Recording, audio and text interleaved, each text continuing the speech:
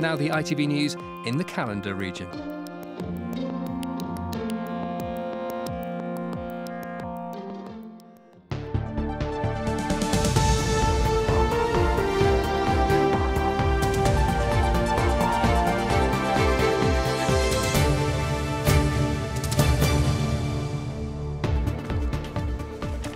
Good evening, welcome to ITV News. This is Calendar with Christine Talbot and John Shires. Yes, here are tonight's main stories.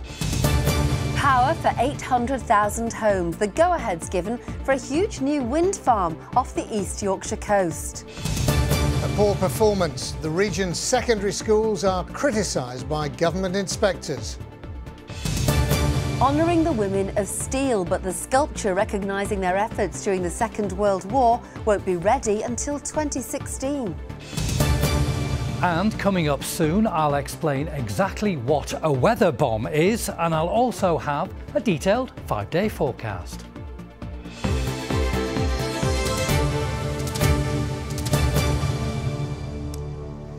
Well, first tonight, thousands of jobs could be created after the go-ahead was given for 3 wind farms off the East Yorkshire coast. Yes, the government has approved plans to put hundreds of turbines in the North Sea, 64 miles off Hornsea, representing millions of pounds of investment and creating enough power to supply 800,000 homes. It will be brought ashore at North Killingholme on the south bank of the Humber, where James Webster is live for us tonight. James.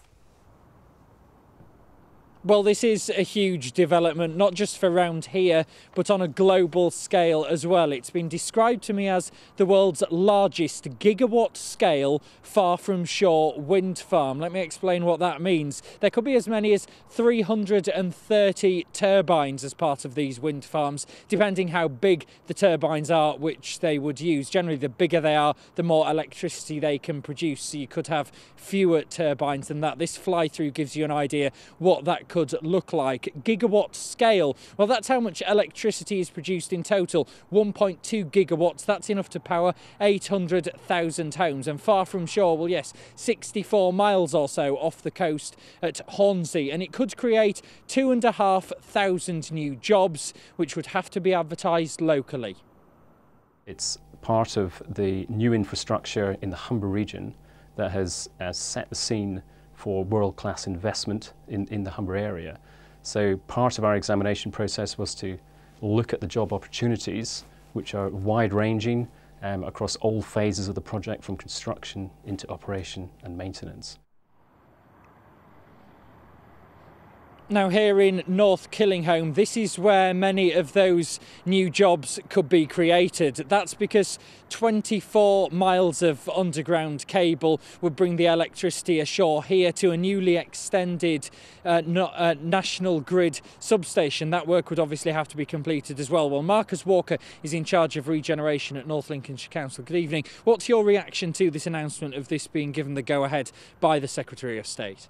Well, good evening. This is absolutely fantastic news. It signals the beginning of £100 billion of offshore wind investment, most of which will take place just off the coast in the North Sea.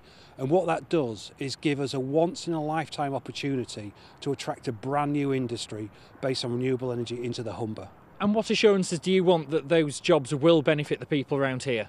Well, North Lincolnshire Council led the way at the examination in trying to ensure that we maximise this huge investment to create as many jobs as possible for local people and as many contracts to be awarded for local businesses. So we'll be working with Mainstream and a company to run supply chain events, for job fairs, to maximise those opportunities. OK, thank you very much. Well, work on this could start in 2016. James Webster in North Killingholme, thank you very much.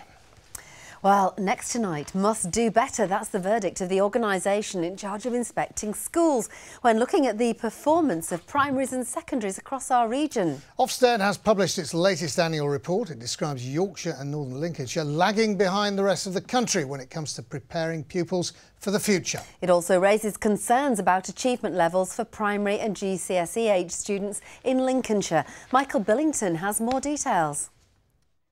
Pupils at St Nicholas Community Primary School in Beverley are among the lucky few in East Yorkshire. Their school, one of just 46%